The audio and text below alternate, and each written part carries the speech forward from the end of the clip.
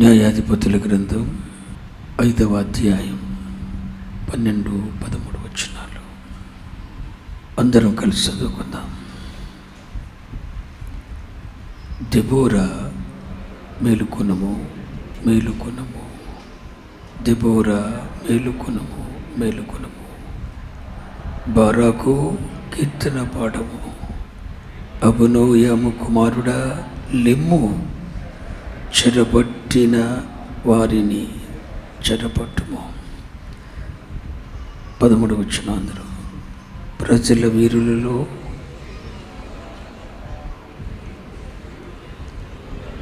శూరులలో యెహోవా నాకు సహాయము చేయ వచ్చెను. ఈ చిన్న మాటన వెనుక చెప్పండి.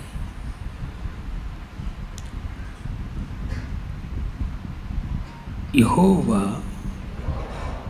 నాకు సహాయము చేయవచ్చును. ఒక శక్తివంతమైన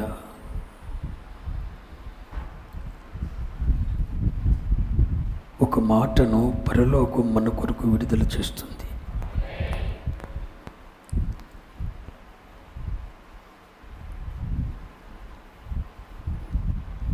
దీనిని నువ్వు ఆస్వాదిస్తావో అనుభవిస్తావో,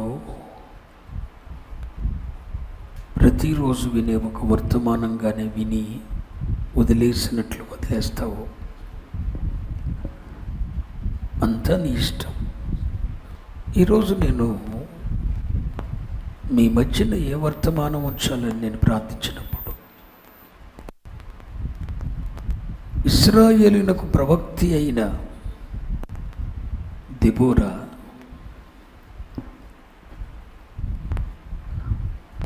ఆ ప్రవక్త మాటకు లోబడి, ఆ ప్రవక్తి మాటకు లోబడి యెహోవా యుద్ధములు చేసిన బారాకు కలిసి పాడిన ఒక పాట, ఆ పాటలో ఉన్న ఒక మాట ఈరోజు ప్రభువు మనకు వాగ్దానముగా అనుగ్రహించబోతున్నాడు.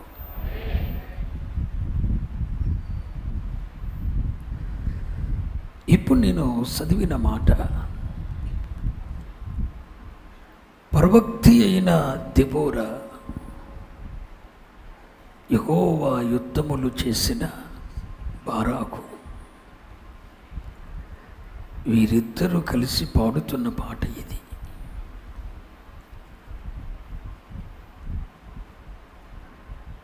బారాకు అంటాడు, దెబోరా మేలుకొనుము, మేలుకొనుము, మేలుకొనుము, మేలుకొనుము.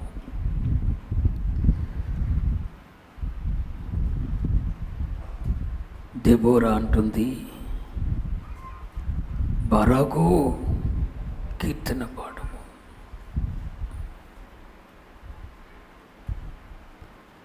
వీరిద్దరూ కలిసి పాడుతున్న ఈ పాటలో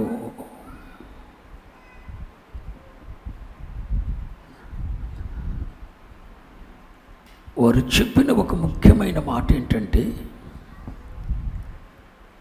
యెహోవా నాకు సహాయము చేయ వచ్చెను. యెహోవా నాకు సహాయము చేయ వచ్చెను. ఈ 2025 సంవత్సరంలో ఈ నూతన మాసంలోని ప్రవేశించిన దేవుని జనాంగమా,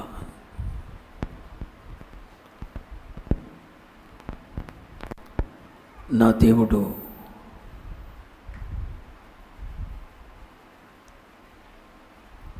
నీకు సహాయము చేయవచ్చిన శుభకరమైన మాసం ఇది. నాకు సహాయం చేయవచ్చాడు, మనకు సహాయము చేయవచ్చాడు.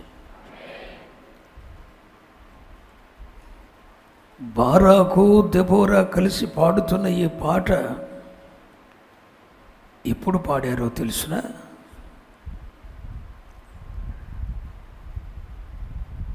ఇశ్రాయేలు ప్రజలను కఠినంగా శిక్షించినటువంటి కనాను రాజైన యాబీను, ఆ యాబీను సైన్యాధిపతి అయిన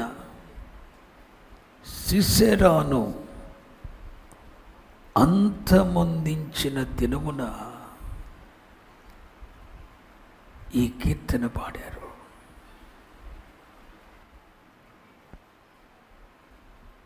దేవుని జనాంగమైన ఇశ్రాయేలు ప్రజలను కఠినంగా శిక్షించిన రాజుల్లో యాబీను ఒకడు, కనాను రాజైన యాబీను ఒకడు. ఈ యాబీను యొక్క సైన్యాధిపతి ఎవడంటే సిసెరా.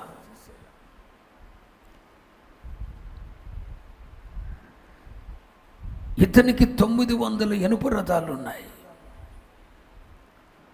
చాలా పరాక్రమం కలిగిన వాడు ఈ సిసెరా. అయితే ఒకానొక దినమున ప్రవక్తి అయిన దెబోరా బారాకుతో చెప్తుంది. ఏమనో తెలుసునా? అదే న్యాయాధిపతుల పుస్తకం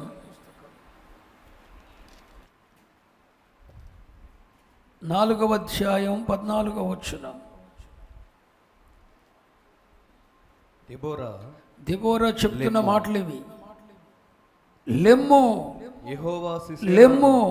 యెహోవా సిసెరాను నీ చేతికి అప్పగించిన దినము ఇదే.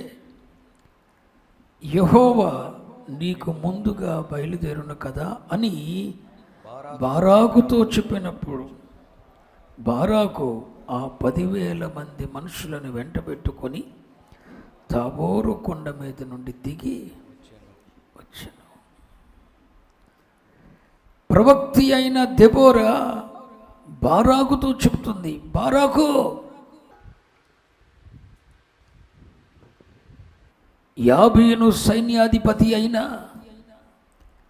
కనాను రాజైన యాబీను యొక్క సైన్యాధిపతి అయిన సిసెరాను దేవుడు అప్పగించిన దినము ఇదే.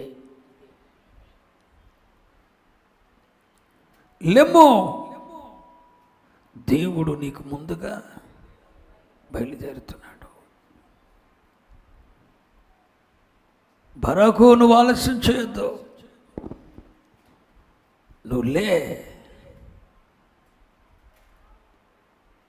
నీ దేవుడు నీకు ముందుగా బయలుదేరుతున్నాడు. మనలను, మన కుటుంబాలను కఠినంగా శిక్షించినటువంటి, కఠినంగా బాధించినటువంటి కనాను సైన్యాధిపతి అయిన సిసెరాను దేవుడు మన చేతికి అప్పగించబోతున్నాడు. దేవుడు నీకు ముందుగా బయలుదేరాడు అని ఒక ప్రవక్తి బారాకుతో చెప్తున్న మాట ఇది. సిసెరా ఏమో 900 ఇనుప రథములు ఉన్నవాడు. కనాను దేశపు రాజైన యాబీను యొక్క సైన్యాధిపతి.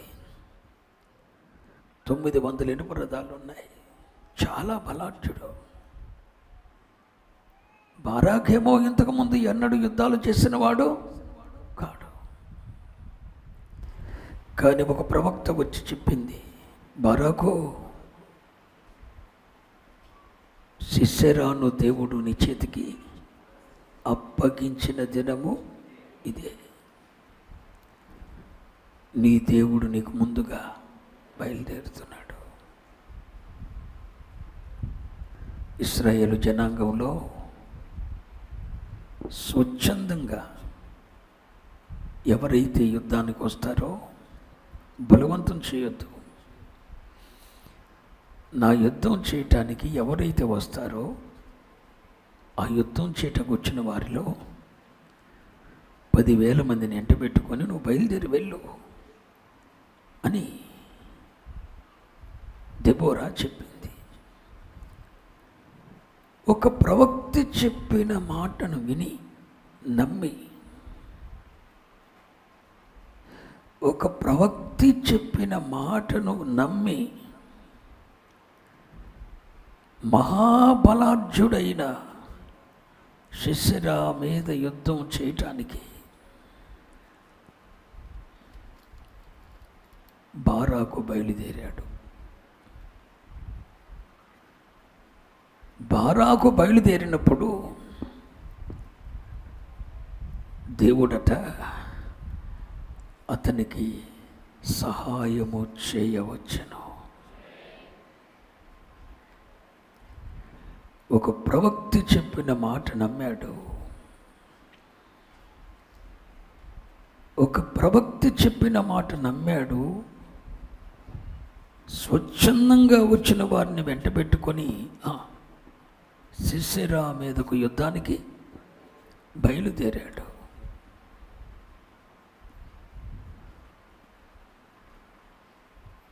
దేవుడు అతనికి సహాయము చేయ వచ్చాడు.